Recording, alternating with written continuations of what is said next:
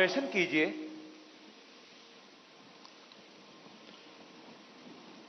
अगर जीवन में चुनौतियां न हो, स्पर्धा न हो,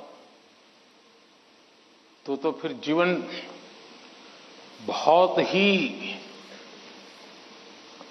प्रेरणाहीन बन जाएगा, चेतनाहीन बन जाएगा। कंपटीशन होनी ही चाहिए। लेकिन जैसे एक सवाल में पूछा कालीकट से बच्ची ने, हेल्दी कंपटीशन, इसलिए कंपटीशन हेल्दी होना चाहिए।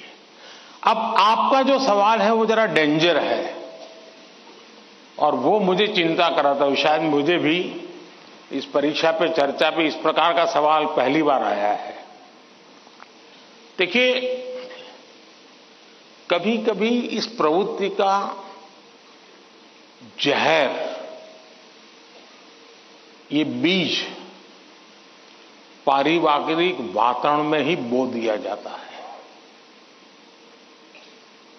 घर में भी माँ बाप, दो बच्चे हैं तो दोनों के बीच में कभी एक के लिए अच्छा बोलेंगे, कभी दूसरे के लिए। तो कभी उन दो भाई बहन में भी, या दो भाई में भी, या दो बहनों में भी, देखिए मां ने उसको तो ये कह दिया और मुझे ऐसा कह दिया। एक इस प्रकार की विकृत स्पर्धा का भाव जाने अनजाने में परिवार के रोजमर्रा के जीवन में बो दिया जाता है।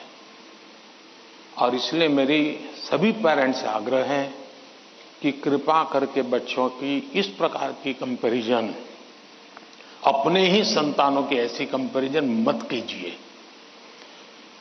उसके अंदर एक द्वेष का भाव पैदा कर देते हैं और वो परिवार में भी कभी न कभी लंबे समय के बाद वो बीज एक बहुत बड़ा जहरीला वृक्ष बन जाता है। उसी प्रकार से मैंने बहुत पहले एक वीडियो देखा था, शायद आप लोगों ने भी देखा होगा। कुछ दिव्यांग बच्चे, उनकी एक कंपटीशन में सब दौड़ रहे हैं। 12-15 बच्चे अलग अलग फिजिक, दिव्यांग है तो कठिनाइयां है, लेकिन वो दौड़ रहे हैं। इतने में एक बच्चा गिर जाता है। अब ज्यादा बुद्धिमान लोग होते तो क्या करते?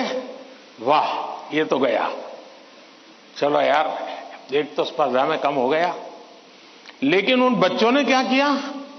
सबके सब जो आगे चले गए थे वो भी पीछे आए, जो दौड़ रहे थे वो भी रुक गए। पहले उन सब ने उसको खड़ा किया और फिर दौड़ना शुरू किया।